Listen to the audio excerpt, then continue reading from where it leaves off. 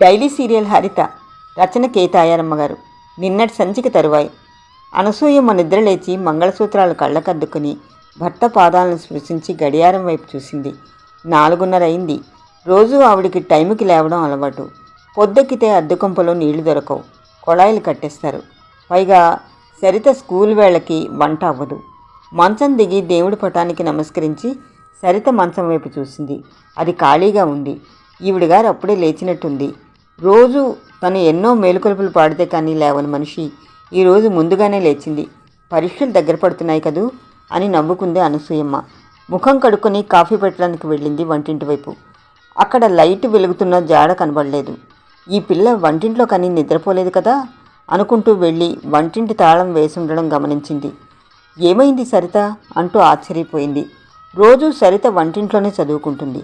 ఒక్కొక్కసారి ఇంటివారి పాడుబడిన నూర్చపటా మీద కూర్చుని చదువుకుంటుంది. కానీ ఇప్పుడు అలా జరగడానికి వీల్లేదు. ఇంకా చీకటి పొరలు వేడనలేదు. అలా ఆదుర్దాగా తిరుగుతూ వచ్చిన అనసూయమ్మకి టేబుల్ మీద మంచినీళ్ల చెంబు కింద ఏదో తెల్లని కాగితం కనిపించింది. వణికే చేతులతో దాన్ని తీసుకొని చూసి ఏమండి అంటూ కింద కూలబడిపోయింది. అప్పుడే మెలకువ వస్తున్న ప్రభాకరం గారు భార్య పిలుపు విని మంచం దిగి ఆమె చేతిలోని ఉత్తరాన్ని తీసి చూశారు. అందులోని విషయాలు చూసిన ఆయన తల గిర్రును తిరిగిపోయింది. తన అసమర్థతని ఎత్తి చూపిస్తున్నట్టుందా ఉత్తరం. నిర్మలంగా సాగిపోయే తన జీవితంలో ఇదో గొడ్డలి పెట్టు.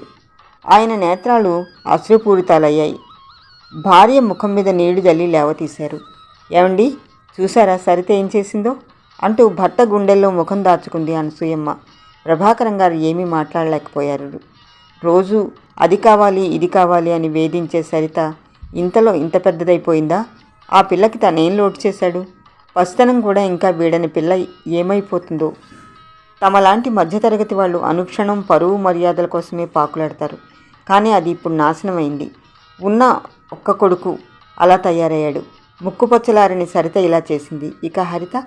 ప్రభాకరం గారు గాఢంగా నిట్టూర్చి, లే అనసూయ, పిల్లల్ని కంటాం కానీ వాళ్ళ రాతల్ని మనం రాయలేంగా అంటూ భార్యను ఓదార్చారు. ఆ రోజు ఆ ఇంట్లో భోజనాలు చేయలేదు, కాఫీలు తాగలేదు ఆ ఇద్దరు కూడా. భయంకరమైన నిశ్శబ్దం ఆవరించింది అక్కడ. అనసూయమ్మ ఆ రోజంతా పొగిలి పొగిలి ఏడుస్తూనే ఉంది. సాయంత్రం పోస్టాఫీస్కి వెళ్ళి ఓ కవర్ తెచ్చి హరితకు ఉత్తరం రాశారు ప్రభాకరం గారు. దాంతో ఈ ఉత్తరం కూడా జత చేసి పంపారు. హరిత వస్తే మనసుకి కొంచెం ఊరట కలుగుతుంది. ఆ పిల్ల చాలు తన జీవితానికి. ఎలాగైనా హరిత బుద్ధిమంతురాలు అనుకొని సంతృప్తిగా ఊపిరి తీసుకొని విడిచిపెట్టారు. ఆనంద్ చూడరా సరిత ఎలా చేసిందో అంటూ వాపోయారు స్నేహితుడిని కలిసి. అది విన్న ఆనందరావు గారు నిర్విణ్ణులయ్యారు. నువ్వంటున్నది నాకు అర్థం కావడం లేదు ప్రభా. సరిత వయసు ఎంత? ఏ స్నేహితురాలి ఇంటికైనా వెళ్ళిందేమో, వాకప్ చెయ్యి అన్నారు. విషాదంగా నవ్వి అన్నారు ప్రభాకరం గారు. నేను అసత్యం చెప్పడం లేదు ఆనంద్. సరిత ఉత్తరం రాసిపెట్టి మరీ పోయింది. ఆ ఉత్తరం హరితకు పంపాను అని. అచేతనంగా ఆలోచనారహితంగా ఉండిపోయారు ఆనందరావు గారు. ఆ విషాద నిశ్శబ్దం మనస్సుని కలిచివేస్తూ ఉంటే భవితవ్యాన్ని తల ఒగ్గి మిత్రుని వీడ్కొని అట నుంచి కదిలారు ప్రభాకరం గారు. సశేషం.